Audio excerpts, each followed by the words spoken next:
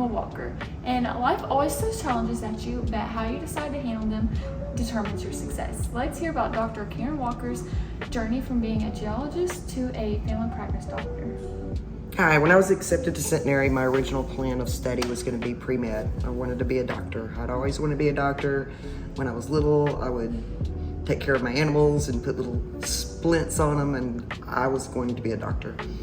And you get a counselor when you start school, and the counselor really talked me out of it and tried to push me into another career path, and I was young and susceptible, and I didn't really fight back, and so I decided to go into geology, which was another science. I later found out that it was because Centenary liked to pride itself on 100% acceptance into their med school. After their graduates would be 100% acceptance in medical school, and I screwed that up. But I thrived at geology. I loved it. Even got a master's degree in geology, and I thought, okay, well, I'm happy with this course. And then a random encounter with somebody who was going to medical school turned into a dare for me to take the MCAT, which is the Medical College Admissions Test. And so I took the dare, and I did well. And so I thought, well, I'll just apply and see if I get in. And so I applied, and I got in. And at that point, I was one class away from getting my master's in geology. I just had to complete my thesis. And even though I had decided to go to medical school, I went ahead and finished my thesis and got my master's degree before starting medical school. But at that point, I had turned my back on geology and was full force on medical school. So once I finally got into medical school is basically preparing you to then choose what you want to specialize in. And I pretty much went into it thinking I was going to do anesthesiology. And the bottom line is, yeah, they make a lot of money. And so I did. I matched in the anesthesia residency program after graduation from medical school. And after doing about 6 months of it, I realized that really wasn't what my passion was. So I switched to internal medicine. And I finished out the year in internal medicine and still wasn't quite satisfied with the experience. I felt like I was being limited in what I could do and who I could take care of. And so family practice was never on my list when I first started thinking about medical school. But once I realized that I could treat babies, I could treat kids, I could treat moms and dads, old people, and do procedures and really be involved with their lives, it kind of became apparent that that was where my passion was.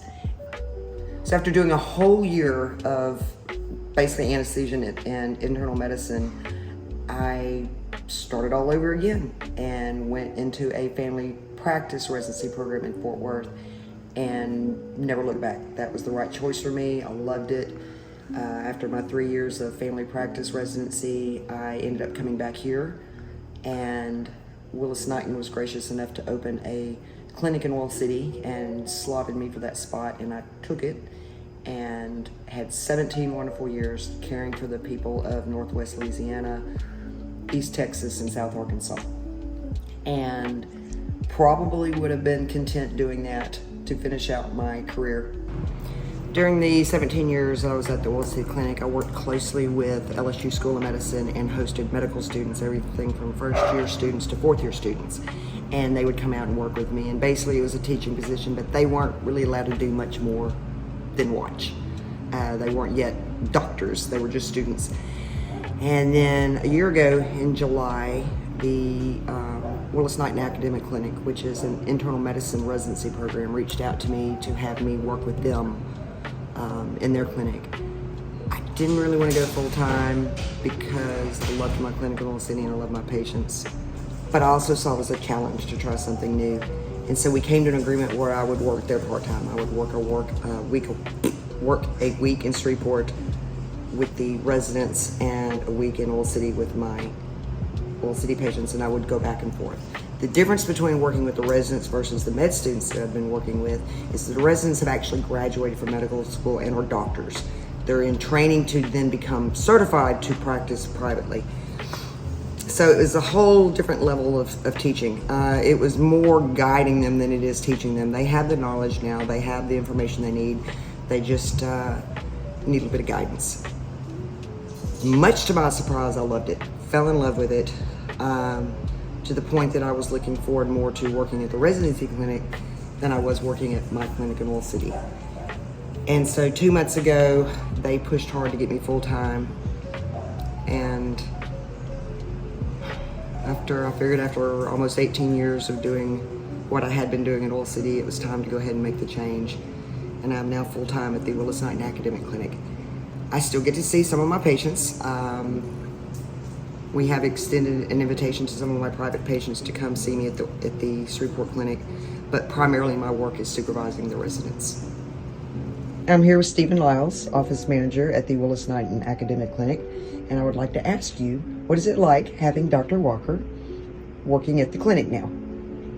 It's refreshing to have her here. She lightens up the day.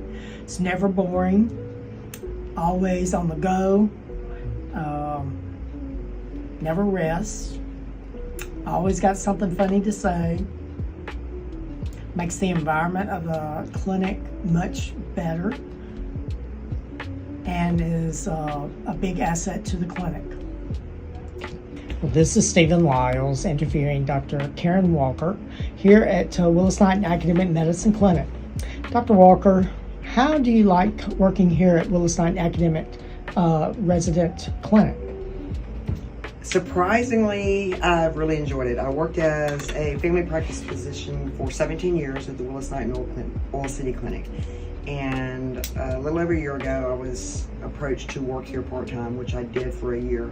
And during that year, I was working with residents and teaching them, supervising them more than anything, and kind of trying to teach them about real-world medicine. Here they get a good academic base from their other professors, but I was able to provide them with real-world experience. I was very surprised by how much I enjoyed the experience. And so when I was approached to do this full-time, it really did not take a whole lot to convince me to do this. I still have the ability to see my private patients on a limited basis here, and have absorbed some of my patients from Oil City into this practice, but primarily I supervise the residents, period.